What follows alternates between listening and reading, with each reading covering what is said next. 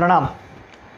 जुड़े हुए सभी अध्यापकगण एवं विद्यार्थीगण का श्रुत कला सभा हार्दिक स्वागत करती है। आज के सेशन में हम श्री अंतरिक्ष पार्श्वनाथ भगवान के बारे में जानने का प्रयास करेंगे। उनका इतिहास क्या है और उनसे जुड़ी आज जो भी बातें हैं उसके पीछे फैक्ट्स एंड फिगर्स क्या है, ये सारी बातें आज हम जानने का प्रयास करेंगे। और ये सारी बातें जो आज आपके सामने रखेंगे वे है कोलकाता से अर्पित भाई शाह। अर्पित शाह जो एक हिस्ट्री पर रिसर्चर है, जिनकी जेइंग खोज नाम की एक वेबसाइट है और वे हिस्ट्री पर रिसर्च करते हैं। इसके अलावा उनका एक ब्लॉग पेज भी है जिसका नाम है स्टोरीज़ बाय अर्पित, जिसमें उन्होंने बहुत कुछ हिस्ट्री पर रिसर्च करके उन्होंने ब्लॉग्स लिखे हैं। इसके अलावा वे एक राइटर है जिन्होंने बहुत सारी किताबें लिखी है। उनमें से एक फेमस किताब है प्रभु तमारा पगले पगले, जो हाल ही में उन्होंने लिखी थी और जो बहुत ही लोगों को पसंद आई थी। और उस किताब में प्रभु वीर ने कहाँ कहाँ पर पगले किए थे, यानी कहाँ कहाँ पर उन्होंने प्रभु वीर ने विचरण किया था, वो सारी जगहों के बारे में उन्होंने इस किताब में लिखा है। इसके अलावा वे एक सिंगर भी है और अपने मधुर कंठ के माध्यम से परमात्मा की सुंदर रूप से भक्ति भी करते हैं। और इसके अलावा वे एक बहुत बड़ी एमएनसी में काम भी करते हैं। तो ऐसे मल्टी टैलेंटेड व्यक्ति आज हमारे बीच उपस्थित होंगे और अंतरिक्ष पार्श्वनाथ से जुड़ी सारी बातें हमारे समक्ष रखेंगे। तो आइएगा, आज का हमारे यह पहला सेशन हम शुरू करते हैं। तो ओवर टू मिस्टर अर्पित शाह।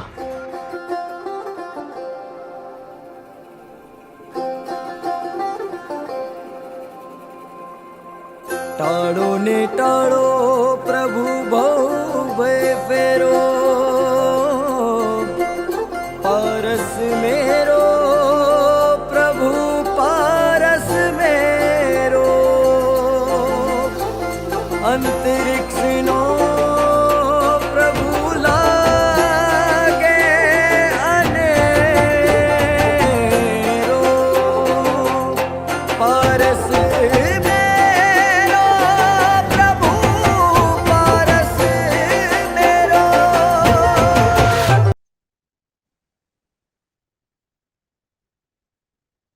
सभी को प्रणाम।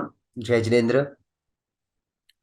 आज हम सब श्रुत कला केंद्र द्वारा आयोजित श्री अंतरिक्ष जी महातीर्थ, अंतरिक्ष जी पार्श्वनाथ महातीर्थ के इतिहास, के गौरववंत इतिहास और उनको लेके बहुत सारे तथ्य जो आज लोगों को जानने बहुत जरूरी है, उसके लिए आए हैं। हम जानते हैं कि आप सभी को बहुत सारे सुखद और दुखद दोनों तरह के समाचार सोशल मीडिया के थ्रू मिलते आए हैं। आज हमने कुछ दिनों पहले ही जाना कि प्रभु के द्वार 42 साल के बाद खुल गए हैं और उसके तुरंत बाद हमने कुछ नेगेटिव समाचार भी जाने। ऐसा क्यों हो रहा है? हमारे इतनी पावन श्री पार्श्वनाथ प्रभु की प्रतिमा को लेके, इतने गौरववंता इतिहास को लेके इतने विवाद क्यों है और आज की वर्तमान परिस्थिति क्या है, उसको जानने और समझने के लिए और हमारा इस अंतरिक्ष जी पार्श्वनाथ तीर्थ को लेके क्या अभिप्राय होना चाहिए, इसको समझने के लिए आज हम ये सेशन के आयोजन कर रहे हैं। तो हम आज इस सेशन को 3 महत्वपूर्ण हिस्सों में बांटेंगे। सबसे पहला हिस्सा होगा इस तीर्थ के इतिहास को लेके कि ये परमात्मा की प्रतिमा कैसे बनी, कैसे इसकी उत्पत्ति हुई, कैसे इसकी प्रतिष्ठा हुई और काल में कैसे कैसे बदलाव आए, इसको हम समझने का प्रयास करेंगे। हमारा दूसरा चरण होगा जिसमें हम समझेंगे कि क्या क्या विवाद ने इस तीर्थ को घेरा और कैसे कैसे कोर्ट द्वारा इसके चुकादे आए। और तीसरा, हम तीर्थ दर्शन करेंगे कि आज वर्तमान में तीर्थ की परिस्थिति क्या है, उसको समझेंगे और वहां पे जहां अंतरिक्ष पार्श्वनाथ भगवान विराजमान है उस वेदी के साक्षात दर्शन करेंगे। तो चलिए आज अंतरिक्ष जी पार्श्वनाथ महातीर्थ की भाव यात्रा के साथ साथ इसके इतिहास और इनके विवादों को समझने का एक छोटा सा प्रयास करें।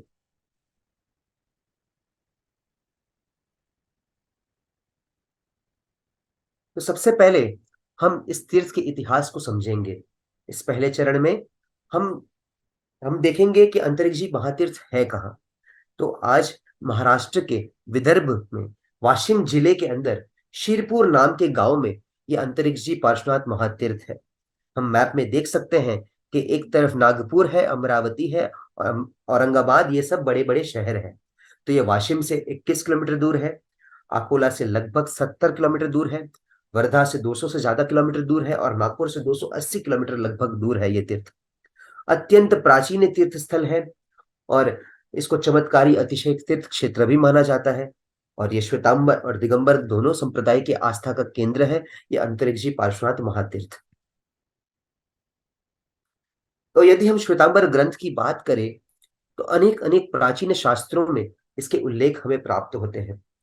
सबसे प्राचीन में प्राचीन उल्लेख हमें आचार्य श्री जिनप्रभु सूरीश्वर जी महाराजा द्वारा रचित विविध तीर्थ कल्प में इसकी एक विस्तृत जानकारी प्राप्त होती है। यह रचना 14वीं शताब्दी की है। उसके बाद आचार्य धर्मघोष सूरी द्वारा रचित कालिकाचार्य कथा, लावण्य विजय जी द्वारा रचित अंतरिक्ष पार्श्वनाथ छंद, रत्न मंडन गणी द्वारा रचित उपदेश तरंगिनी और गणिवर्य भाव विजय जी रचित अंतरिक्ष पार्श्वनाथ स्तोत्र जो 17वीं शताब्दी में जिसकी रचना हुई है, उसमें हमें बहुत विस्तृत कथा प्राप्त होती है कि यह प्रतिमा कैसे निर्माण हुई। और हम प्रतिक्रमण में रोज सुबह जो बोलते हैं वे मुनि जी विजय जी द्वारा रचित सकल तीर्थ वंदना सूत्र अंतरिक्ष वरखाणोपास हम जब बोलते हैं, ये भी 18वीं शताब्दी की रचना है। तो हम देख सकते हैं कि अनेक अनेक 14वीं शताब्दी से लेकर अभी तक बहुत सारे शास्त्रों में इस तीर्थ का उल्लेख प्राप्त हुआ है और इन्हें इस तीर्थ को 108 पवित्र पार्श्वनाथ तीर्थों में इसका समावेश भी किया गया है। तो इस हम जानते हैं कि ये श्वेतांबरों की आस्था का केंद्र रह चुका है। यदि हम दिगंबर ग्रंथ के ऊपर विचार करें तो निर्वाण कांड, निर्वाण भक्ति, तीर्थ वंदना, अनेक अनेक गुण कीर्ति, मेघराज, सुमति सागर जी, ज्ञान सागर जी, जय सागर जी, इन सब के द्वारा जो तीर्थ वंदनाएं लिखी गई थी, इन सब में इस तीर्थ का उल्लेख हमें प्राप्त होता है। तो श्वेतांबर ग्रंथ और दिगंबर ग्रंथ दोनों का अवलोकन करने पे हम ये समझ सकते हैं कि दोनों संप्रदाय में बहुत प्राचीन समय से ये तीर्थ की मान्यता रही है और दोनों संप्रदाय यहाँ पे पूजा अर्चना करते थे। तो सबसे पहले हमने जाना कि कौन कौन से शास्त्रीय संदर्भ हमें प्राप्त हुए हैं। तो हम पहले भी जैसे हमने बात की जिसमें कि गणिवर्य भाव विजय जी द्वारा रचित ये जो अंतरिक्ष पार्श्वनाथ स्तोत्र की यहाँ बात हुई है जो 17वीं शताब्दी की रचना है, उसमें हमें इस तीर्थ की उत्पत्ति की कथा, इस पार्श्वनाथ परमात्मा की प्रतिमा की उत्पत्ति की कथा प्राप्त होती है। तो ये कथा क्या है तो ये हम जानते हैं। तो पद्मावती देवी ने यह कथा सुनाई थी मुनिराज को और उसमें बताया गया है कि श्री मुनीश्वर स्वामी भगवान के शासन काल में 72 कला के ज्ञाता ऐसे रावण के बहनोई विद्याधर राजा खर के द्वारा इस प्रतिमा का निर्माण हुआ था।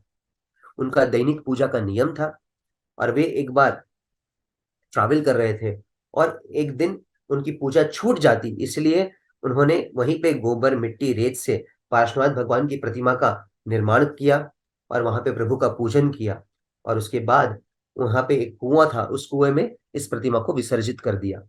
तो ये हमें उल्लेख प्राप्त होता है। तो जैसे कि हर तथ्य के दो भाग होते हैं, एक होते हैं आर्कियोलॉजिकल प्रमाण, एक होते हैं ऐतिहासिक प्रमाण। ये हुआ ऐतिहासिक प्रमाण जो शास्त्रीय संदर्भ में हमें प्राप्त होता है। तो 11वीं सदी में हम सीधे आ जाते हैं। हमने पहले मुनीश्वर स्वामी भगवान के शासन काल की बात की जो एक प्राग ऐतिहासिक काल की बात हो गई और हम वर्तमान शासन काल में आए। तो 11वीं शताब्दी ईस्वी की 11वीं शताब्दी में यह प्रतिमा कैसे प्राप्त हुई इसका उल्लेख हमें प्राप्त होता है। तो अचलपुर के राजा थे जिनका नाम था श्रीपाल राजा। इसे श्रीपाल राजा महिषासुंदरी की कथा के साथ हमें कंफ्यूज नहीं करना है, ये अलग श्रीपाल राजा थे जो अचलपुर के राजा थे। वे कुष्ठ रोग से पीड़ित थे और वे एक बार जंगल से विचरते हुए यहाँ पे पधारे जहां पे पार्श्वनाथ भगवान की प्रतिमा को विद्याधर राजा खर ने इस कुएं में रखा था। तो अजानते हुए उन्होंने इस कुएं में का जल का प्रयोग किया और उसी जल से उनके सारे रोगों की मुक्ति हो गई। तो उनको बहुत सारे विचार आए कि इस पानी में, इस जल में ऐसा कितना प्रभाव है कि जिससे वजह से मेरा कुष्ठ रोग दूर हो गया। अवश्य इस पानी में जरूर कोई चमत्कार है। इसलिए इस चमत्कार के कारण को जानने की इच्छा के लिए राजा श्रीपाल ने वहां पे कुएं के अधिष्ठायक देव को विनंती की कि आप विराजमान हो, आप पधारो और हमें इसकी महिमा समझाओ। तो उन्होंने अधिष्ठायक देव को प्रसन्न किया और अधिष्ठायक देव को कहा कि मुझे परमात्मा की प्रतिमा दे दो, मैं अपने राज्य में लेके जाऊंगा और इसकी पूजा करूंगा।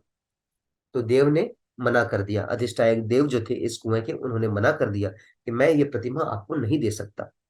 इसलिए श्रीपाल राजा ने वहीं पे बैठ के 7 उपवास की आराधना की और 7 उपवास की आराधना के बाद धर्मेंद्र प्रकट हुए। और धर्मेंद्र प्रकट होने के बाद उन्होंने बहुत विनती की, तब धर्मेंद्र ने प्रतिमा ले जाने की उनको अनुमति दी। पर बहुत सारी कंडीशंस रखी थी। वो क्या कंडीशंस थी वो हम आगे जानेंगे। तो धर्मेंद्र ने बहुत सारे नियम बताए थे। उनमें सबसे पहला नियम ये था कि सूते से तंतु तंतु से बनी पालकी से प्रभु को बाहर निकालना होगा, और उसके द्वारा राजा ने इस प्रतिमा को बाहर निकाला।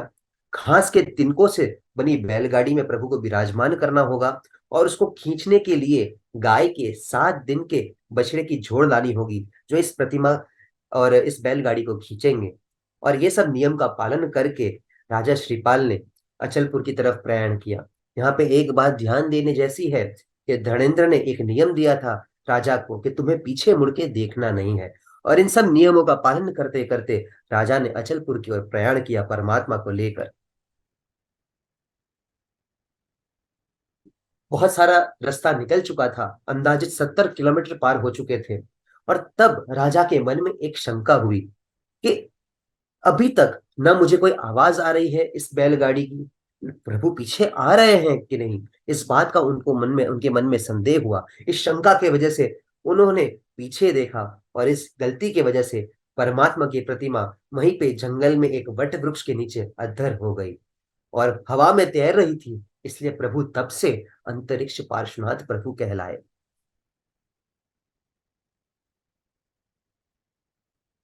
अब उन्होंने धर्मेंद्र को विनती की कि मैं क्या करूं, प्रभु तो यहीं पे अधर हो गए। तब धर्मेंद्र ने कहा कि अब परमात्मा यहां से आगे नहीं बढ़ेंगे, तुम यहीं पे एक सुंदर मंदिर बनवाओ। और तब उन्होंने बहुत मेहनत से काले पाषाण से यहाँ पे एक मंदिर का निर्माण किया। पर राजा के मन में बहुत मोह आ गया और उन्हें बहुत अहंकार आ गया। अपना नाम अमर बनाने के लिए उन्होंने भव्य मंदिर का निर्माण तो किया, और उनके मन में ये आ गया कि मेरा नाम अब अमर बन जाएगा इतिहास में, कि मैंने ऐसी चमत्कारी अद्भुत पार्श्वनाथ भगवान की प्रतिमा को प्राप्त किया और ऐसे भव्य मंदिर में विराजमान किया। इस मिथ्या अभिमान की वजह से धर्मेंद्र ने प्रभु का प्रवेश होने नहीं दिया इस मंदिर के अंदर, इस भव्य मंदिर के अंदर। इसीलिए उसके बाद वापस वे असमंजस में आ गए श्रीपाल राजा के, अब करे तो करे क्या। इसलिए उन्होंने आचार्य श्री अभयदेव सुरेश्वर जी महाराजा को विनती की, उन्हें वहां पे विराजमान करवाया। और जब आचार्य अभयदेव सुरेश्वर जी महाराजा और उनके शिष्य गणों ने वहां पे धर्मेंद्र को प्रकट किया और उनके सूचन अनुसार यहाँ पे नया संघ का जिनालय बनवाया। इस नए संघ के जिनालय के अंदर प्रभु की पधरामणी करवाई, और वहां पे पश्चिम दिशा सन्मुख प्रभु की प्रतिष्ठा करवाई। और इस जो जंगल था उस जंगल में एक नगर की स्थापना हुई, जिसको श्रीपाल राजा के नाम से श्रीपुर नगर जाना गया। आज वही श्रीपुर नगर आज शिरपुर के नाम से जाना जाता है। तो यह थी कथा जो हमने 18वीं शताब्दी में जो रचित पद्मावती माता ने बताई थी मुनिश्री को, जो हमने सुनी। अब हम आर्कियोलॉजिकल प्रमाण के ऊपर आते हैं। तो सबसे पहले यहाँ पे लगभग लगभग 15वीं शताब्दी की एकदम शुरुआत यानी 1406 ईस्वी सन का यहाँ पे एक शिलालेख प्राप्त होता है। और इस शिलालेख में मेंशन्ड है कि जग सिंह नाम के एक व्यक्ति ने श्री अंतरिक्ष पार्श्वनाथ भगवान के मंदिर बनाने के लिए भूमि का दान दिया था। यह संभवत ऐसा माना जा सकता है कि यह चालुक्य सम्राट जयसिम्हा होंगे। अब यहाँ पे भाव विजय जी द्वारा जीर्णोद्धार की कथा हमें प्राप्त होती है, जो अंतरिक्ष पार्श्वनाथ स्तोत्र में हम कब से वर्णन करते आए हैं। यहाँ पे गणिवर्य भाव विजय जी आंख से अंधे हो गए थे, वे देख नहीं पा रहे थे अत्यंत गर्मी की वजह से। और उन्होंने जब अंतरिक्ष पार्श्वनाथ भगवान के सन्मुख आए और उनके सन्मुख परमात्मा की स्तुति की, और जैसे ही स्तुति की तो उनकी खोई हुई दृष्टि वापस आ गई। ये प्रभु का चमत्कार था। और पद्मावती देवी की सूचना के अनुसार गणिवर्य श्री द्वारा जीर्णोद्धार हुआ इस जिनालय का। और जो पश्चिम मुख जो प्रतिष्ठा हुई थी अभयदेव सुरेश्वर जी महाराजा के द्वारा, अब वो पूर्वाभिमुख पुनः प्रतिष्ठा हुई इस जिनालय की। अब हम आ जाते हैं 17वीं शताब्दी के ऊपर। अब शिरपुर में जितने भी जैन थे वे सब अलग अलग क्षेत्रों में चले गए। वहां पे जैनों की बस्ती एकदम कम या खत्म समान हो गई। और उस समय मुगल अटैक्स पीक पे थे, तो उस समय जिनालय की रक्षा का बहुत बड़ा प्रश्न उत्पन्न हुआ। इसलिए जैनों ने मराठा साम्राज्य को विनती की कि हमारे इस मंदिर की रक्षा कीजिए। और यहाँ पे हमारी कोई बस्ती नहीं है, इसलिए इस मंदिर की रक्षण कैसे हो, इसके कुछ प्रबंध कीजिए। तब मराठा साम्राज्य ने जैनों की अनुरोध पे एक पोलकर पुजारियों की नियुक्ति की, और ये पोलकर पुजारी यहाँ पे सुरक्षा भी करते थे, देरासर को संभालते भी थे, और परमात्मा की पूजा अर्चना की विधि भी देखते थे। फिर 19वीं शताब्दी में इस जिनालय का पुनः निर्माण हुआ, जीर्णोद्धार हुआ, और उस समय ऐसा जाना गया कि प्रभु की प्रतिमा एक उंगल ऊपर थी, मतलब हवा में एक उंगल ऊपर थी।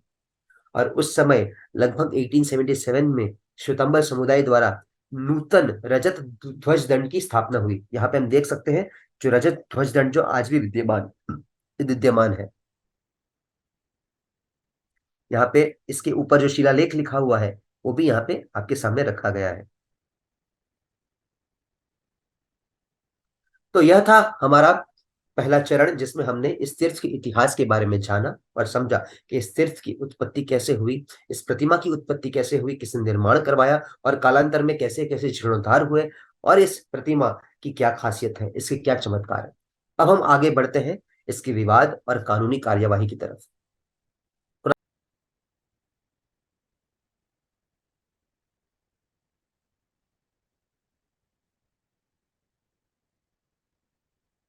तो इस तीर्थ के विषय में यदि कानूनी कार्यवाही और विवाद की शुरुआत कब से हुई, तो ये 123 साल की कथा है।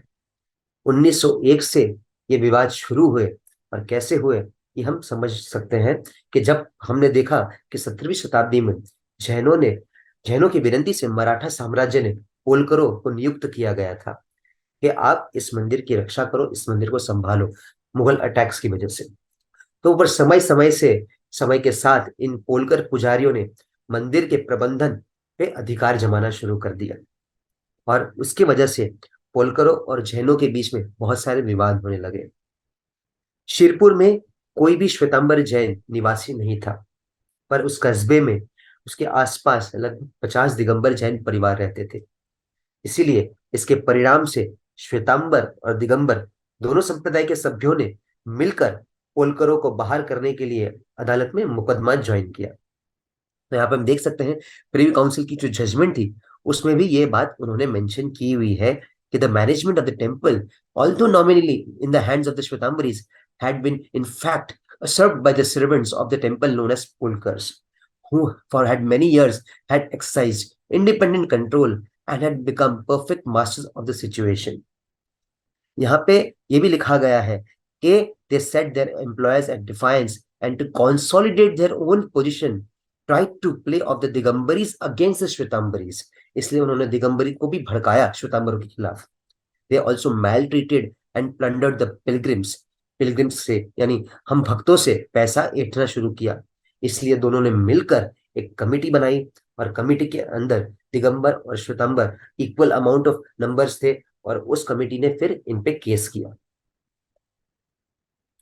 अब 1903 में 1901 में जो केस फाइल हुआ था उसका जजमेंट 1903 में आया।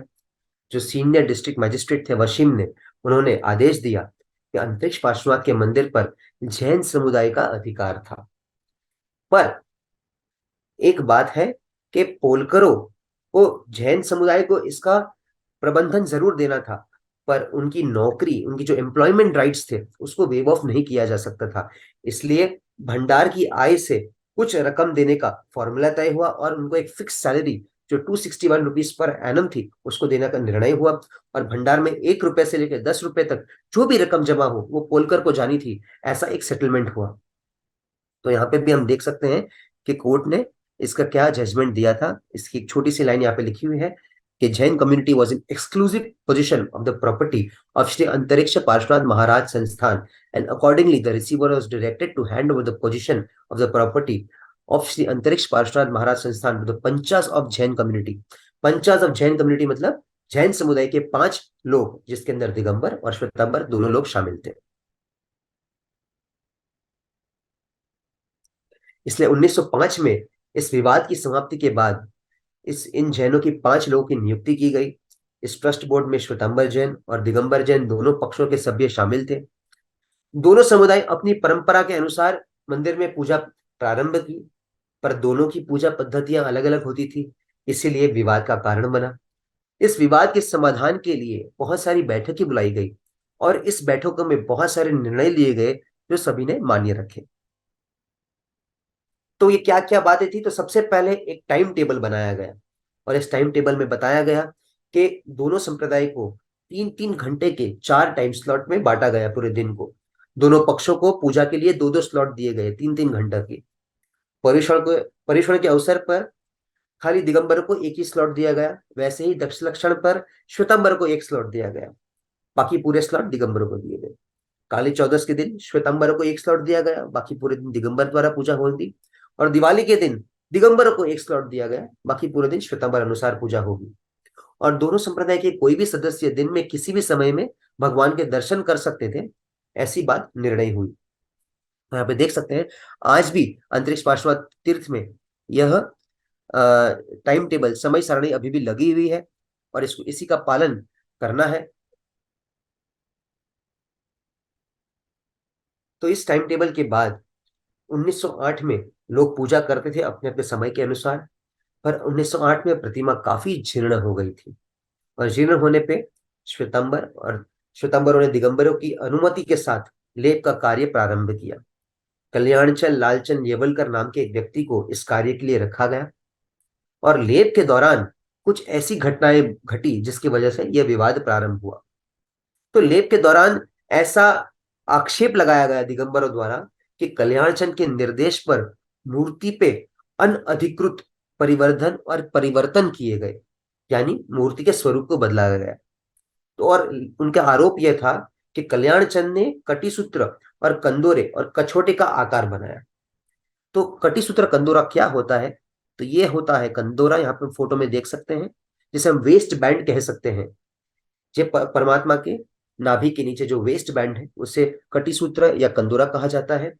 और नीचे जो धोती के आकार होती है, जो प्लीटिंग बोलते हैं हम धोती की, उसे कछोटा बोला जाता है। तो यहाँ पे नीचे फोटो में देख सकते हैं कि कछोटा क्या होता है। तो फर्क क्या है कि दिगंबर नग्न मूर्ति की पूजा करते हैं और श्वेतांबर या कटिसूत्र कंदोरों की युक्त पूजा करते हैं। तो ऐसे दिगंबरों द्वारा आक्षेप लगाया गया कि उस समय यानी लेप के समय कल्याणचंद ने कटिसूत्र कंदोरे और कछोटे का आकार बनाया, जबकि श्वेतांबर परंपरा सालों से मानती है कि यह प्रतिमा कटिसूत्र कंदोरे और कछोटे के साथ युक्त थी, यह बाद में निर्माण नहीं हुआ। तो फरवरी 1908 में हम देख सकते हैं कि दिगंबरों ने कटिसूत्र और कंदेरों को की कार्विंग्स को लोहे के औजार द्वारा हटा दिया गया, जिससे मूर्ति को बहुत नुकसान हुआ। कोर्ट ने भी इस बात को नोटिस किया और उन्होंने अपने निरीक्षण नोट में इसका उल्लेख किया।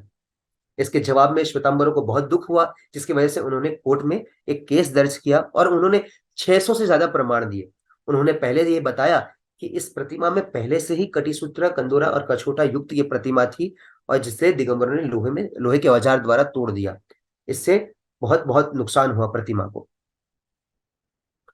इसका फैसला 1910 में आया और अतिरिक्त जिला न्यायाधीश अकोला ने इसका जजमेंट दिया कि मंदिर और मूर्ति श्वेतांबर समुदाय से संबंधित थे, पर 1905 में हुए करार की वजह से, जो टाइम टेबल की बात हमने की, ये जो करार हुआ था इसके वजह से अब संपूर्ण मालिकी किसी को भी नहीं दे सकती। मतलब कोर्ट किसी को भी संपूर्ण स्वामित्व नहीं दिया, कोर्ट द्वारा किसी को भी संपूर्ण स्वामित्व नहीं दिया जा सकता, बिकॉज दोनों पक्षों ने अपनी सहमति के अनुसार इस टाइम टेबल को मान्य दिया था। कोर्ट ने कहा कि कटिसूत्र और कछोटा लेप से पहले इस प्रतिमा में मौजूद थे और दोनों पक्षों को इस टाइम टेबल को फॉलो करना चाहिए और श्वेतांबरों को अधिकार दिया कि आप लेप कर सकते हैं, आप मंदिर और मूर्ति में चक्षु लगा सकते हैं, टीका लगा सकते हैं, मुकुट द्वारा आंगी से सजा सकते हैं इस प्रतिमा को। ऐसा कोर्ट द्वारा निर्देश दिया गया। हाँ, कोर्ट ने यह भी बताया कि दिगंबरों की धार्मिक मान्यताओं का सम्मान करने के लिए श्वेतांबरों को कटिसूत्र और कंदोरे को पतला बनाना चाहिए, ताकि उनके धार्मिक लागणी दुभाए ना। और दिगंबरों और श्वेतांबरों द्वारा दिगंबरों को यह भी बताया गया कि श्वेतांबरों द्वारा बनाए गए कटिसूत्र पर बाधा नहीं दे और उसको तोड़े नहीं कभी भी भविष्य में। यहाँ पे 2 साल का मैं उल्लेख करना चाहूंगा जो पहले के साल है, एक 1881 में और 1916 में। यहाँ पे 2 अलग अलग पुस्तकें ऐसी प्रकाशित हुई जिसमें लिखा हुआ है कि यह मंदिर दिगंबर समुदाय का था। तो सबसे पहले ब्रिटिश साम्राज्य द्वारा प्रकाशित थी इंपीरियल गैजेटियर ऑफ इंडिया, जो 1881 में प्रकाशित हुई। इसमें उल्लेख किया गया कि शेरपुर में जो अंतरिक्ष पार्श्वनाथ भगवान का मंदिर है वो दिगंबर समुदाय का था। वैसे ही 1916 में और एक बुक प्रकाशित हुई, descriptive list of inscription in the central provinces and बिरार। इस पुस्तक में भी उल्लेख किया गया है कि अंतरिक्ष पार्श्वनाथ भगवान का मंदिर दिगंबर जैन समुदाय का था। तो जब ये बातों को कोर्ट में रखा गया दिगंबर समुदाय के द्वारा, तब कोर्ट ने आदेश दिया कि ये सारे स्टेटमेंट्स जो गजेटियर में दिए गए हैं ये केवल कि किसी के टाइटल को प्रूव नहीं करता, मतलब ये सब एक ऐतिहासिक रिपोर्ट है और इससे टाइटल निर्धारित नहीं की जा सकती, क्योंकि ये दस्तावेज वैसे हैं कि उस समय जो परिस्थिति हो और जिसने इसको रिकॉर्ड किया हो गजेटियर में, वो वहां पे गए हो और उन्होंने किसी से पूछताछ की हो और उनसे जो माहिती प्राप्त हुई हो उसी के बेसिस पे वो ये लिखते हैं। इसलिए कोर्ट ने इस एविडेंस को भी खारिज कर दिया था। 1918 से लेकर 1923 में वापस कोर्ट के केस हुए और 1918 में श्वेतांबर समुदाय ने मंदिर और मूर्ति के संपूर्ण स्वामित्व के लिए जुडिशियल कमिश्नर नागपुर में एक अपील दायर की और 1 अक्टूबर 1923 में इसका एक फैसला आया, जिसमें कोर्ट ने कहा कि संपूर्ण मंदिर श्वेतांबरों का है और इसमें लिखा है, we declare that the Shwetambaris are entitled to the exclusive management of the temple and the image of Shri Antariksh Parshvanath Maharaj eight कस्बे Shirpur with Katiसूत्रा, Kandora and Lep, and that they have the right to worship that image with Chakshu, Tika and Mukut and put ornaments over the same in accordance with their custom. That the Digambaris have a right of worshipping the image in accordance with the arrangement made in 1905 without the Chakshu, Tika and Mukut or ornaments, but they are not to remove or interfere with the Kachota, Katiसूत्रा and Lep. We also declare that the Digambari sect are permanently restrained from obstructing the Shvetambari sect in getting the image restored to its original form, adorned with the Katti-sutra, Kachota and plastering the same now and thereafter. इससे दोनों को अलग अलग समय में, जब श्वेतांबर पक्ष की पूजा का स्लॉट होता था तब श्वेतांबर चक्षु लगाते थे, टीका लगाते थे, मुकुट लगाते थे और उस अनुसार पूजा होती थी। और जब दिगंबर अपने स्लॉट में पूजा करते थे तब ये चक्षु निकाल कर, ये सब आभूषण निकाल के वो अपनी परंपरा से पूजा करते थे। पर इस कोर्ट के फैसले से दुखी होकर, असंतुष्ट होकर उन्होंने प्रीवी काउंसिल में कोर्ट में केस फाइल किया। जैसे आज हमारे यहाँ पे होता है हाई कोर्ट के ऊपर सुप्रीम कोर्ट, तो ब्रिटिश जमाने में जो सुप्रीम कोर्ट होती थी वह थी प्रीवी काउंसिल, उस समय की सर्वोच्च न्यायालय थी। इसलिए दिगंबरों ने वहां पे श्वेतांबरों के खिलाफ केस फाइल किया। अब 1924 में प्रतिमा बहुत जीर्ण हो गई थी, इसलिए उन्होंने श्वेतांबरों ने लेप की प्रक्रिया शुरू की। दिगंबरों ने स्टे ऑर्डर लेने के लिए कोर्ट में गए कि ये लेप की प्रोसेस ना हो, इसलिए उन्होंने स्टे ऑर्डर के लिए कोर्ट पे गए, पर कोर्ट ने इस रिक्वेस्ट को खारिज कर दिया, अस्वीकार कर दिया। श्वेतांबरों ने बहुत शांति से लेप को पूर्ण किया, पर लेप की प्रक्रिया पूरी होने के बाद दिगंबर संप्रदाय के कुछ सदस्यों ने कथित तौर पर मूर्ति पर उबलता हुआ दूध डाला, जिससे लेप पूरी तरह से क्षतिग्रस्त हो गया, मतलब पूरी की पूरी लेप प्रोसेस वेस्ट हो गई। जो केस दिगंबरों ने 1923 में प्रिवी काउंसिल में फाइल किया था, उसका चुकादा 1929 में आया और 1929 में प्रिवी काउंसिल ने जुडिशियल कमिश्नर नागपुर का जो आदेश था उसी की पुष्टि की, यानी श्वेतांबरों के हक में फैसला सुनाया। उन्होंने कहा, मंदिर का प्रबंधन और मूर्ति के सारे अधिकार श्वेतांबरों के साथ रहेंगे। दोनों पक्षों को पुरानी समय सारणी यानी टाइम टेबल के हिसाब से अपनी पूजा अर्चना करने की अधिकार है और दोनों पक्षों को सौहार्दपूर्ण संबंध बनाए रखने का आदेश दिया।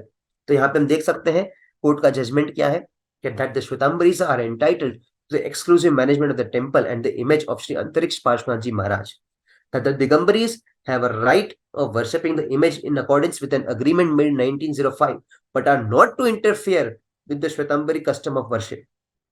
That the Digambari sect be permanently restrained from obstructing the Shvetambari sect in getting the image restored to its original form and plastering the same now and hereafter. 1934 में आते हैं। प्रिवी काउंसिल यानी सर्वोच्च न्यायालय उस समय की, अब उसने आदेश सुना दिया, इसलिए इसके ऊपर अब केस नहीं हो सकता था। तो फिर भी केस हुए, तो कैसे केस हुए वो हम जानते हैं। तो 1934 में श्वेतांबरों ने फिर से लेप की प्रक्रिया पुनः शुरू की, और इस बात पे फिर से दिगंबरों ने आपत्ति जताई, और उन्होंने इस लेप की प्रक्रिया के लिए अकोला जिला में एक नई अपील दायर की। और उनके क्या क्या मुद्दे थे कि प्रिवी काउंसिल का जो फैसला था उसमें स्पष्ट रूप से उल्लेख नहीं किया गया था कि कटी सूत्र का आकार क्या होगा और माप क्या होगा। प्रिवी काउंसिल में जजमेंट में ऐसा नहीं बताया गया, इसीलिए उन्होंने अकोला कोर्ट में फिर से एक केस दाखिल किया, और यह भी उनसे पूछा गया कोर्ट से कि लेख की प्रक्रिया कब शुरू की जा सकती है। तो 1937 1938 में इस कोर्ट में इसकी सुनवाई चालू हुई, और अकोला कोर्ट ने सबसे पहले दिगंबरों की अपील को खारिज कर दी, और इस आदेश से असंतुष्ट होकर दिगंबर उच्च न्यायालय में गए कि ये तो गलत हुआ। तब उच्च न्यायालय ने निचली अदालत यानी अकोला कोर्ट को कहा कि आप अपील को खारिज नहीं कर सकते, इसलिए आपको कटी सूत्र और कछौटे का आकार और माप देना होगा, उसका निर्णय और उसका आदेश देना होगा। इसीलिए 1938 में जो आरवी परांजपे नाम के जो जज थे अकोला कोर्ट के, वे आए, उन्होंने इंस्पेक्शन किया, और वो बिना पूजा के कपड़े में आए हुए गर्भगृह में प्रवेश किया, और गर्भगृह में प्रवेश करके प्रतिमा की हालत को देखने के लिए अपने नाखूनों से इस प्रतिमा को खरोच दिया, और नाखूनों के अंदर में रेत के कण को पाकर न्यायाधीश ने कहा कि इस मूर्ति को लेप की स्पष्ट आवश्यकता है। यहाँ पे इंस्पेक्शन नोट्स में जो कहा गया वो हम पढ़ सकते हैं कि after carefully examining the body and the parts thus scraped to ascertain the kind of material out of which the idol was made originally, I came to the conclusion that this idol could not have been originally made of stone, but of some sand mixed material. For this inquiry, I repeatedly moved my hand and even scraped the surface at those places with my nails, and my opinion was confirmed. Thus, the necessity of plaster for this idol was obvious. 1944 में अकोला जिला न्यायालय ने अपना फैसला सुनाया, और उन्होंने कटिसूत्र और कछोटा का माप बताया। उन्होंने कहा कि कटिसूत्र की चौड़ाई 1 इंच होगी, और कछोटा शुरुआत में 2 इंच होगा और अंत में बढ़ के 2.5 इंच हो जाएगा। और लेप कब करना इसका अधिकार श्वेतांबरों को दिया गया, और उन्होंने यह आदेश दिया कि लेप जब तक पूरी तरह से सूख नहीं जाता तब तक दिगंबरों कोई अपनी पूजा अभिषेक नहीं कर पाएंगे। अब 1944 से लेकर 1947 तक क्या क्या हुआ इसकी बात हम करते हैं। तो श्वेतांबरों ने लेप की प्रक्रिया शुरू की, और जो जो कोर्ट के आदेश थे उस हिसाब से उन्होंने जो कंप्लायंसेस होते हैं उनको फुलफिल किया। स्थानीय समाचार पत्रों में विज्ञापन दिए गए, पहले से पूर्व नोटिस दिया गया कि श्वेतांबर समाज अब लेप करने जा रहा है। इस प्रक्रिया पे वापस दिगंबर संप्रदाय ने आपत्ति जताई, और उन्होंने इस लेप के खिलाफ नागपुर हाई कोर्ट में मामला दायर किया, और उन्होंने उस टाइम ये बात कही कि प्रतिमा रेत या गोबर से नहीं बनी, पर ये पाषाण से बनी थी, पत्थर से बनी थी, इसलिए उन्होंने नई बात को कोर्ट के सामने पेश किया। 1947 को ब्रिटिश जज ने इस बात को कहा कि दिगंबर जानबूझ के इस मामले को लंबा रहे हैं, और उन्होंने अदालत ने दिगंबरों को साफ कहा कि इस सारे खर्चों का भुगतान आप श्वेतांबर पक्ष को करें। इस कोर्ट में जो जो खर्चे हुए हैं इस केस के को लेके आप संपूर्ण खर्चे भुगतान करें। इस आदेश से व्यथित होकर दिगंबरों ने नागपुर उच्च हाई कोर्ट में स्टे ऑर्डर के लिए एक विशेष अपील दायर की, और नागपुर हाई कोर्ट ने 1948 में इस अपील को खारिज करके श्वेतांबरों को लेप प्रक्रिया जारी रखने की अनुमति दे दी। तो 3 अक्टूबर 1948 को ये लेप का कार्य शुरू हुआ, जो 13 नवंबर 1948 तक चला, और उसके बाद प्रतिमा का लेप संपूर्ण हुआ, और लगभग 10 साल तक शांति से दोनों पक्षों ने अपनी अपनी परंपरा के अनुसार परमात्मा की पूजा की।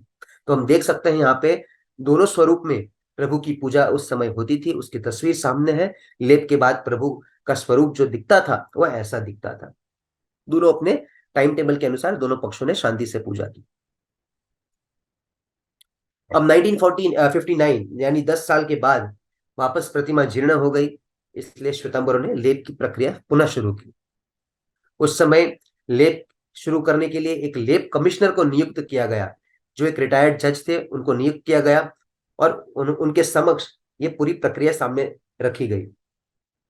श्वेतांबर पक्ष से एक व्यक्ति और दिगंबर पक्ष से एक व्यक्ति और ये रिटायर्ड जज, तीनों की निगरानी में यह लेप का कार्य शुरू हुआ।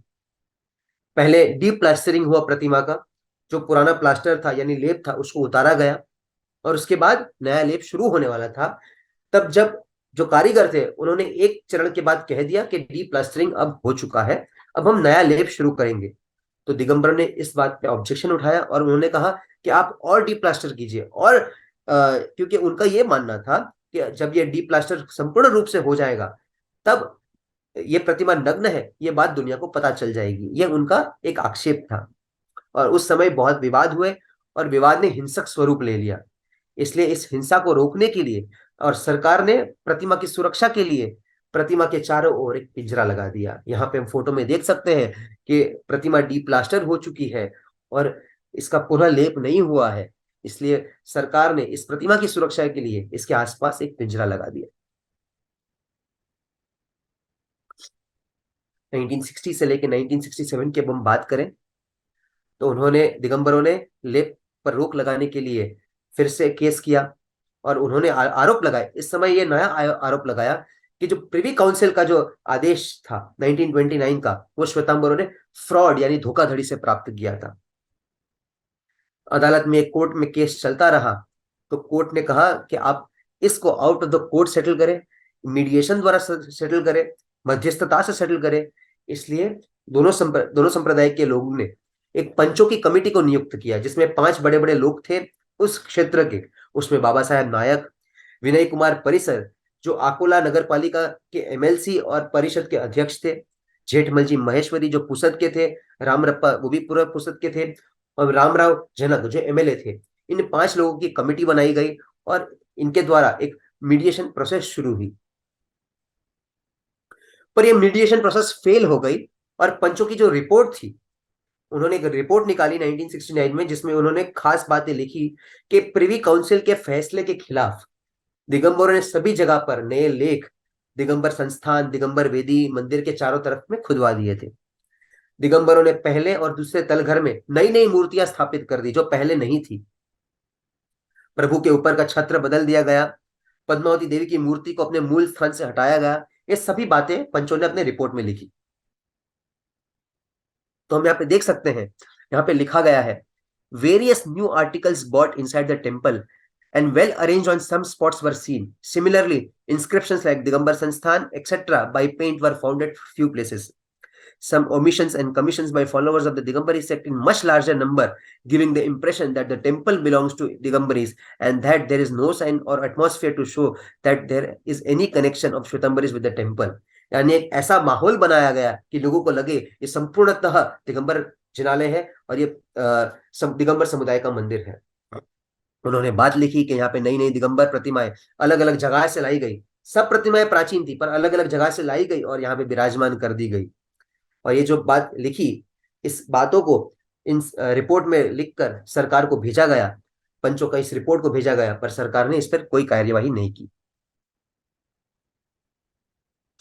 1977 में आते हैं तो यहाँ पे अभी भी कोर्ट में केस चल रहा है और दिगंबरों ने वहां पे कोर्ट में बात कही कि 1959 में के एंड में जो प्रतिमा पर जो लगे लेप थे उसको हटाने के लिए उन्होंने रिवीजन पिटिशन फाइल किया कोर्ट में। और दिगंबरों द्वारा ये बात थी कि यह प्रतिमा दुनिया के सामने आ जाएगी कि ये संपूर्णपणे नग्न है, क्योंकि जब इस प्रतिमा का डीप प्लास्टरिंग होगा तब दुनिया को पता चल जाएगा ये प्रतिमा के ऊपर कटिसूत्र कंदूरा नहीं है। इस बात का विरोध श्वेतांबर पक्ष ने प्लेसेस ऑफ वर्शिप एक्ट के तहत किया। प्लेसेस ऑफ वर्शिप एक्ट यह कहती है कि 15 अगस्त 1947 के दिन जो अस्तित्व था उस अस्तित्व को बदला नहीं जा सकता। यानी यह कानून कहता है कि 15 अगस्त 1947 यानी आजादी के दिन जो स्थिति हो उसे बदला नहीं जा सकता, उसके स्वरूप को बदला नहीं जा सकता। इस बात पे श्वेतांबरों ने आर्ग्यूमेंट की। 1981 की बात करते हैं कि इस समय लेप की प्रक्रिया वापस शुरू हुई। 5 दिन तक लेप चला पर छठे दिन दोनों संप्रदाय के बीच में संघर्ष हुआ और 22 अप्रैल 1981 को वो काला दिन था जब श्वेतांबर और दिगंबर के बीच जो विवाद, जो झड़प और हिंसा चल रही थी उसकी वजह से सरकार ने इस पर ताला लगा दिया कि अब न श्वेतांबर को अंदर जाने की अनुमति है न दिगंबर को जाने की अनुमति है, मात्र बाहर के झरोके से परमात्मा के दर्शन की अनुमति है और किसी को कोई भी पूजा अर्चना करने की इजाजत नहीं थी। इसी साल में मई में मुनि श्री हेमरत्न विजय जी वहां पे विराजमान थे। उस समय मुनि थे, बाद में आचार्य हुए, और वहां पे विराजमान थे। और उस समय 400 गुंडों की फौज ने वहां पे विराजमान श्वेतांबर साध्वीजियों पर हमला किया, जो पुरानी श्वेतांबर धर्मशाला में ठहरे थे। और उस समय आचार्य हेमरत्न सुरेश्वर जी महाराजा ने बहादुरी से उन साध्वियों की रक्षा की। लाठी, ईंट और साइकिल की चेन द्वारा गुंडों के मारे गए प्रहारों को उन्होंने बर्दाश्त किया। वो लोई लुहान हो गए और वो घायल हो गए, फिर भी अपने पूरे प्राणों के परवाह न किए हुए वहां पे उन्होंने रक्षा की। और कुछ ही समय में पुलिस आ गई और उन सबके प्राणों की रक्षा हो पाई। इतने साल बीत गए, कोर्ट में केस चलता रहा, और 8 मार्च 2007 को बॉम्बे हाई कोर्ट ने अपना जजमेंट फैसला सुनाया। नागपुर बेंच के बॉम्बे हाई कोर्ट ने, बॉम्बे हाई कोर्ट ने बहुत लीगल पॉइंट्स के ऊपर इसका जजमेंट दिया। उन्होंने घोषित किया कि मुकदमेबाजी यानी केस का पहला दौर यानी प्रिवी काउंसिल 1929 में समाप्त हो गया। उसके बाद नई मुकदमेबाजी 1960 से शुरू हुई, यानी 15 अगस्त 1947 के दिन पे कोई मुकदमा नहीं था। कोर्ट ने यह लिखा कि निष्कर्षों से पता चलता है कि 1947 में मूर्ति के ऊपर कटिसूत्र और कछोटा था। इसके पहले क्या पोजीशन थी वो कोर्ट को पता नहीं है, पर 15 अगस्त 1947 के दिन पे यहाँ पे इस प्रतिमा के ऊपर कटिसूत्र और कछोटा था। यहाँ पे लिखा हुआ है, this would certainly go to show that in 1947 the idol had katisutra and kachhota. Court ने लिखा कि दिगंबर ये चाहते थे कि प्लास्टर हटाने से मूर्ति का चरित्र बदला जाए, परंतु जैसे हमने पहले भी डिस्कस किया, प्लेसेस ऑफ वर्शिप एक्ट के तहत इसकी अनुमति नहीं दी जा सकती थी, क्योंकि 15 अगस्त 1947 में पर प्रतिमा की जो स्थिति हो, उसी प्रतिमा की स्थिति पे किसी भी प्रकार का परिवर्तन प्रतिबंधित है। इसीलिए उन्होंने कोर्ट ने लिखा, law does not permit that as section 3 of the Places of Worship Act 1991 prohibits at any kind of conversion or alteration. Therefore, the case is dismissed. इस बात से असंतुष्ट होकर दिगंबरों ने सुप्रीम कोर्ट में यह केस दाखिल किया, जिसकी कार्यवाही आज दिन तक चल रही है। 22 फरवरी 2023, बहुत हाल की बात में हम आ चुके हैं, और लगभग एक महीने पहले की बात है जब सुप्रीम कोर्ट ने इंटरिम ऑर्डर यानी अंतरिम आदेश दिया। अभी भी केस चालू है, यह एक इंटरिम ऑर्डर है। इस इंटरिम ऑर्डर में कोर्ट ने कहा कि अभी जब तक ये अपील चल रही है, तब तक इसके अंतिम परिणाम आने तक इस मंदिर और प्रतिमा का प्रबंधन श्वेतांबर संप्रदाय के अधीन रहेगा। दिगंबरी संप्रदाय को मूर्ति के चरित्र बदले बिना 1905 के टाइम टेबल के अनुसार पूजा का अधिकार दिया गया, और श्वेतांबर संप्रदाय को मूर्ति के उचित रख रखाव के लिए लेप की संपूर्ण अधिकार दिए गए। यहाँ पे ये बात मानना जरूरी है कि ये मात्र प्लेसेस ऑफ वर्शिप एक्ट 1991 के तहत इसका इंटरिम ऑर्डर है, ये फाइनल जजमेंट नहीं है। श्वेतांबर संघ में बहुत हर्ष उल्लास के साथ सभी ने इस बात का जश्न मनाया कि अभी परमात्मा के द्वार खुलने वाले हैं। और 11 मार्च 2023 के दिन, यानी पार्श्वनाथ भगवान के च्यवन कल्याणक और केवल ज्ञान कल्याणक के पावन दिन पर, पुलिस ने श्री अंतरिक्ष पार्श्वनाथ जिनालय की चाबियां श्वेतांबर समाज को सौंपी। और विजय मुहूर्त पे 42 साल के बाद प्रभु के द्वार खुले। लोगों ने पहली बार दर्शन किए परमात्मा का। और उस समय जो प्रबंधन ट्रस्ट है श्वेतांबरों का, उन्होंने एक आधिकारिक सूचना बाहर की कि मंदिर के द्वार खुल गए हैं, पर अगले 50-60 दिन तक वापस बंद किए जाएंगे, क्योंकि प्रभु का लेप होगा, और लेप के बाद उचित रख रखाव होगा मंदिर का। उसी के बाद सभी के लिए, चाहे वो दिगंबर हो या श्वेतांबर हो या अन्य किसी भी संप्रदाय से हो, सभी को पूजा करने का लाभ मिलेगा। पर इस बात से दिगंबर संप्रदाय असंतुष्ट रहा। 14 मार्च 2023 के दिन एक बहुत खराब घटना घटी, और उन्होंने भीड़ लेके वहां पे आए और लात मार के परमात्मा का जो द्वार था उसको तोड़ा गया, उसकी कुंडे को तोड़ा गया, और उस भीड़ ने जबरदस्ती मंदिर में घुस गए। पुलिस ने भी कोई कार्यवाही नहीं की, और जो तहखाने के अंदर मंदिर था उसके अंदर सभी घुस गए। उसी दिन लेप प्रारंभ होना था, पर भीड़ की ऐसी रणनीति के कारण लेप की प्रक्रिया शुरू नहीं हो पाई। मार्च में और भी बहुत सारी घटनाएं बनी। दिगंबर संप्रदाय ने सुप्रीम कोर्ट के अंतरिम निर्देश के खिलाफ के आदेश के आवश्यक और तत्काल निर्देश मांगने के लिए सुप्रीम कोर्ट में अपना वापस आवेदन दायर किया है। अप्रैल 2023 में के पहले सप्ताह में, यानी अगले महीने के पहले सप्ताह में इसकी सूचीबद्ध होने की उम्मीद है। 18-19 मार्च यानी एक हफ्ते सप्ताह पहले शिरपुर में दोनों संप्रदाय के युवाओं के बीच में हिंसक झड़प हुई, जिसमें श्वेतांबर संप्रदाय के कई सदस्य गंभीर रूप से घायल हुए। और 20 मार्च 2023 के दिन एक बैठक हुई जिसमें दोनों संप्रदाय के साधु और सदस्यों ने एक आपसी समझौता किया और ऐसा निर्णय लिया कि 23 मार्च 2023 से लेप शुरू होगा। तो इस समझौते में मुख्य मुद्दे क्या थे कि अंतरिक्ष पार्श्वनाथ भगवान के आजू बाजू लेप के समय में बैरिकेडिंग होगा और अंतरिक्ष पार्श्वनाथ परमात्मा के लेप, मतलब आज की परिस्थिति यानी 20 मार्च की जो परिस्थिति थी उसी प्रकार से किया जाएगा। यानी 20 मार्च को अगर परमात्मा के लेप में जैसी परिस्थिति हो उसी परिस्थिति में कोई भी बदलाव किए बिना उसी के ऊपर लेप किया जाएगा, कोई भी प्रकार का बदलाव नहीं किया जाएगा। भगवान के सामने जो छोटी मूर्ति रखी है वो लेप के समय साइड रखी जाएगी और अंतरिक्ष पार्श्वनाथ भगवान की प्रतिमा लेप की प्रक्रिया पूर्ण होने के बाद जब तक कारीगर ना कहे तब तक, यानी जब कारीगर को लगे कि अब यह प्रतिमा पूजा के योग्य है, तभी इसके द्वार खुले रखे जाएंगे सभी के पूजा के लिए। तब तक सभी को दर्शन का लाभ मिलेगा। जो महत्वपूर्ण मुद्दा है उसमें कहा गया कि अंतरिक्ष पार्श्वनाथ भगवान की मूर्ति आज लेप के साथ जिस स्थिति में है उसी स्थिति में नए लेप के बाद भी रहेगी। यह बात सुनिश्चित करने के लिए दोनों तरफ से 20 मार्च 2023 को कैमरा द्वारा शूटिंग करके श्री अंतरिक्ष पार्श्वनाथ परमात्मा का चित्रीकरण करने के बाद सुनिश्चित हुई। यानी जो आर्टिस्ट है, जो कारीगर है, वो इसका चित्रीकरण करेंगे, जो दोनों समुदाय इस पे एक्सेप्टेंस करेंगे, लेप की प्रक्रिया का चित्रीकरण होगा और उसका लाइव स्ट्रीमिंग दोनों पंथों के अधिसूचित लोगों के लिए खुला रहेगा। रिकॉर्डिंग इसकी कहीं भी नहीं दी जाएगी और कैमरे की मेमोरी पुलिस विभाग द्वारा सील कर दी जाएगी। ये दोनों पक्षों ने मान्य किया। दोनों पक्षों के प्रतिनिधियों ने ऐसा माना कि प्रतिमा की मूर्ति, परमात्मा की मूर्ति सहज और सुंदर दिखनी चाहिए, ऐसा मत सबने सहमति दिखाई। और इस चित्रीकरण पे यदि कोई भी आक्षेप उठाएगा तो वो उस पंथ के प्रतिनिधि को संभालना होगा।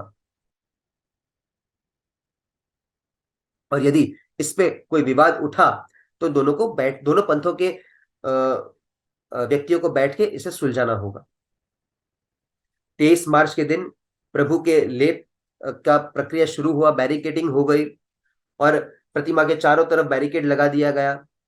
डीप प्लास्टरिंग का कार्य उस दिन शुरू हुआ और उस दिन से लेके 30 मार्च तक पुलिस ने वहां पे धारा 144 डिक्लेयर कर दी। यानी एक क्षेत्र में 4 से ज्यादा लोग वहां पे इकट्ठा नहीं हो सकते। यानी मंदिर के 200 मीटर के परिधि में ये सेक्शन 144 डिक्लेयर हो गई। और इस आदेश के साथ यह अनाउंस किया गया कि मंदिर के बाहर 25 लोगों से ज्यादा का क्यू नहीं होगा, यानी कतार मात्र 25 लोगों की होगी। 5 दर्शनार्थी मंदिर के अंदर रहेंगे और गर्भगृह के अंदर मात्र 5 लोग रहेंगे और 5 मिनट से ज्यादा किसी को दर्शन नहीं करने दिया जाएगा। तो यह सब बात 23 मार्च को प्रारंभ हुई। इससे हम समझ सकते हैं कि इसके विवाद की मूल कहां से हुई। 1901 से पोल करो के समय से इसके विवाद की जड़ शुरू हुई और धीरे धीरे धीरे बढ़ते हुए आज सुप्रीम कोर्ट के अंतरिम निर्देश तक बात आज पहुंची है। फिर भी यह केस रुक नहीं रहा है। अभी भी अप्रैल में इसकी सुनवाई वापस शुरू होगी। दिगंबर द्वारा नया इस पे बहुत सारे क्लैरिफिकेशंस मांगे गए हैं। तो हमें देखना होगा कि 5 अप्रैल के दिन जब ये कोर्ट में केस पेश किया जाएगा तब कोर्ट इस पे क्या निर्णय लेती है। अब हम आगे बढ़ते हैं इस तीर्थ के दर्शन के बारे में। ये तीर्थ आज के दिन में कैसा दिखता है और आज वहां की क्या परिस्थिति है, इसको समझने का प्रयास करेंगे।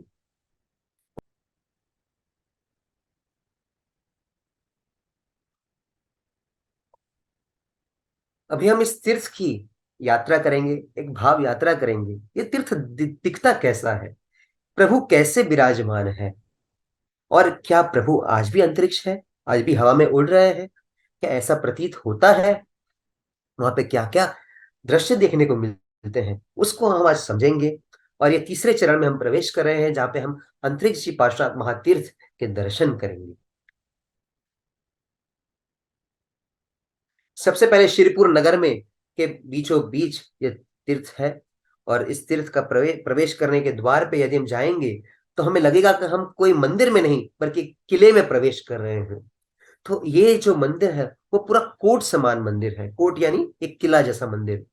तो अपने मंदिर ऐसे तो होते नहीं है, तो अपने मन में पहले विचार, सहज विचार आता है, तो ऐसा मंदिर क्यों? तो यह मंदिर इसलिए बनाया गया था कि मुगल आक्रमण से प्रतिमा को संरक्षण मिले। इसलिए यहाँ पे अलग अलग दरवाजे हैं, वो भी बहुत छोटे छोटे दरवाजे हैं। इसलिए हम अगर प्रवेश भी करेंगे तो झुक के प्रवेश करना पड़ेगा, और एक साथ में एक से ज्यादा लोग अंदर नहीं जा पाएंगे। तो इसकी सुरक्षा के लिए बहुत विचार करके इस मंदिर का निर्माण किया गया है। और तलघर के अंदर यानी होयरे के अंदर इस प्रतिमा की स्थापना हुई है। तो आगे चल के हम देखेंगे कि मंदिर कैसा दिखता है। यहाँ पे हम तीर्थ परिसर में प्रवेश कर रहे हैं, और प्रवेश करके एक बड़े चौगान में के बीचों बीच हम देखें तो ये अंतरिक्ष पार्श्वनाथ भगवान का कोट समान मंदिर है। तो हम ऊपर से अगर देखें तो हम देख सकते हैं कि ये पार्श्वनाथ प्रभु का मंदिर है। इसके आसपास यहाँ पे एक पुरानी धर्मशाला है। ये जो छपरे वाला एरिया है, ये पूरा एरिया दिगंबरों का है। यहाँ पे दिगंबर अपनी पूजा आराधना करते हैं। यहाँ पे सामने श्वेतांबर पेढ़ी है, और यहाँ पे श्वेतांबर मंदिर है जो जिसका 60 साल पहले इसकी प्रतिष्ठा हुई है। तो ये पूरा तीर्थ परिसर है। यहाँ से हम ऊपर से भी देख सकते हैं, ये है अपना प्राचीन मंदिर, ये है श्वेतांबर मंदिर, और यह है दिगंबरों की पूजा आराधना का स्थान।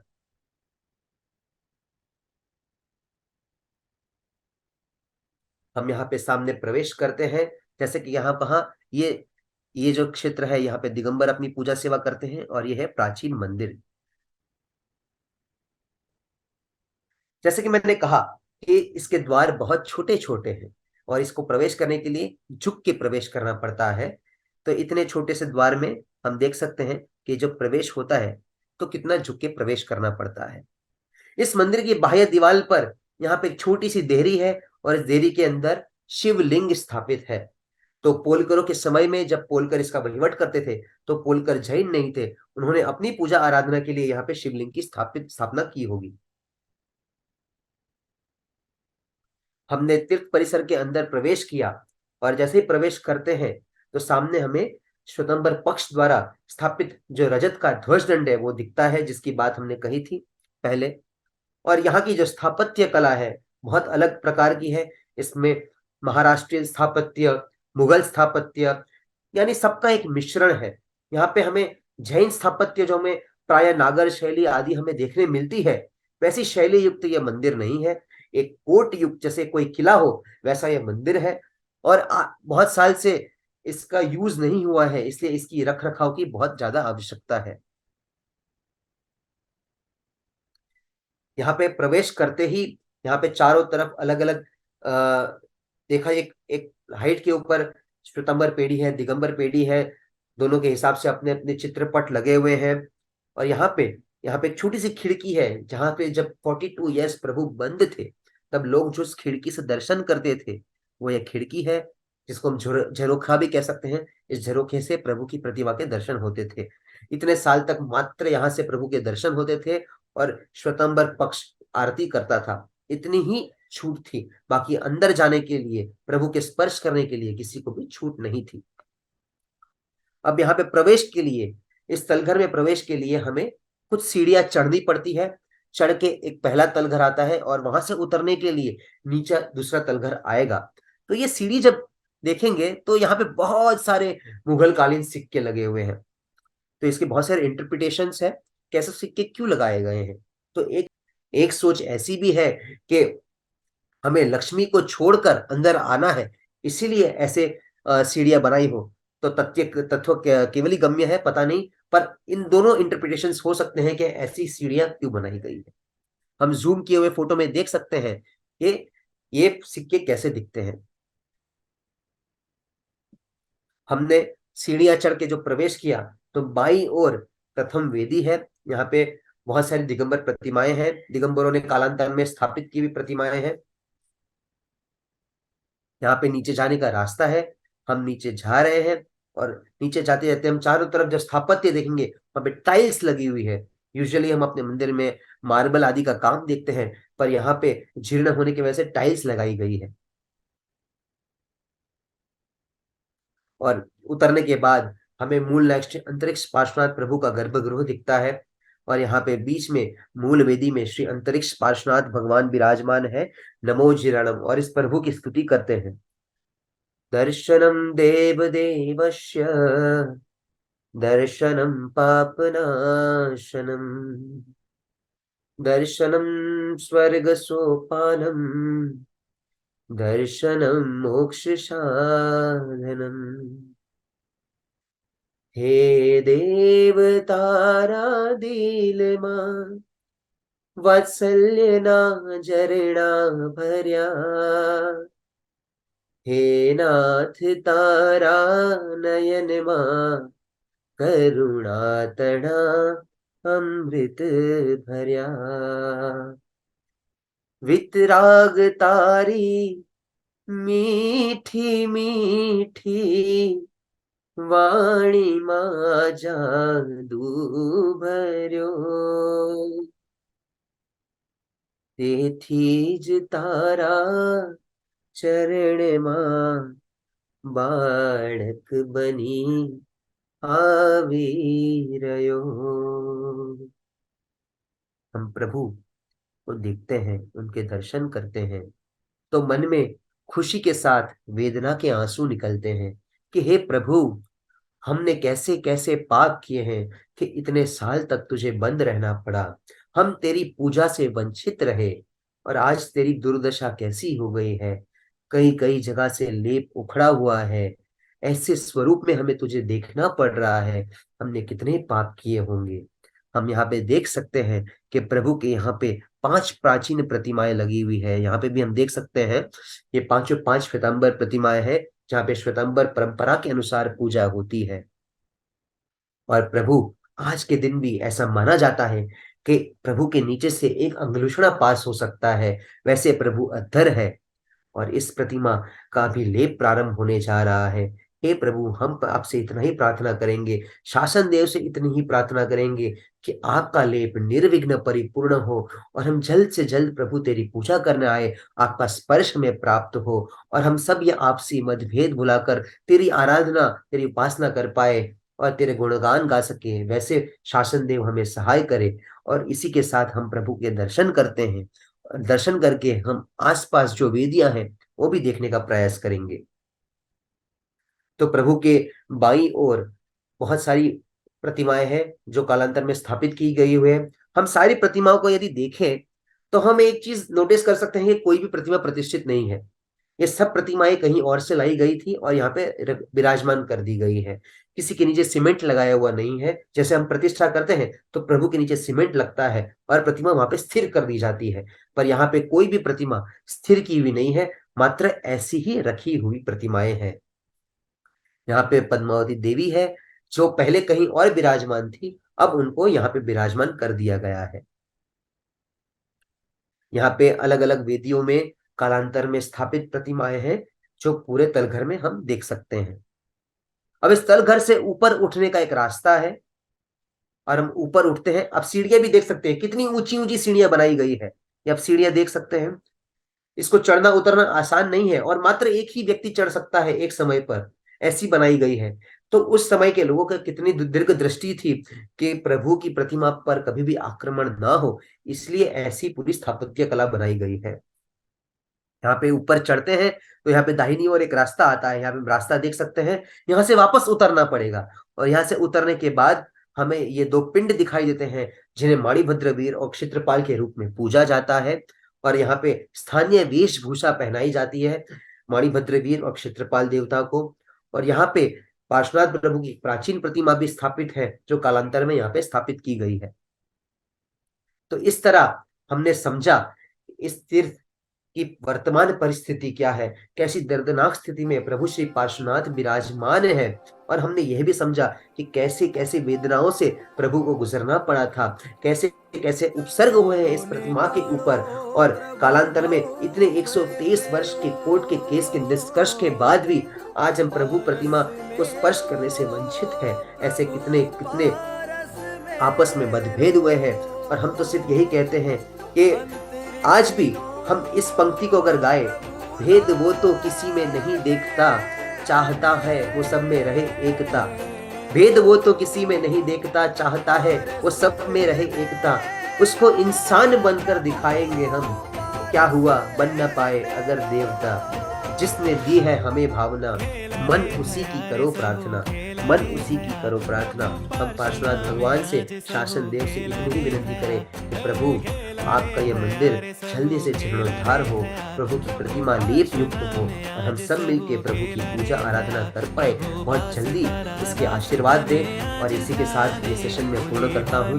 जिनाग्न विरुद्ध कुछ भी बोला हुआ हो तो मैं क्षमा चाहता हूँ, मिच्छामि दुक्कडम। और यदि किसी के कोई भी क्वेश्चन हो तो हम आगे ले सकते हैं।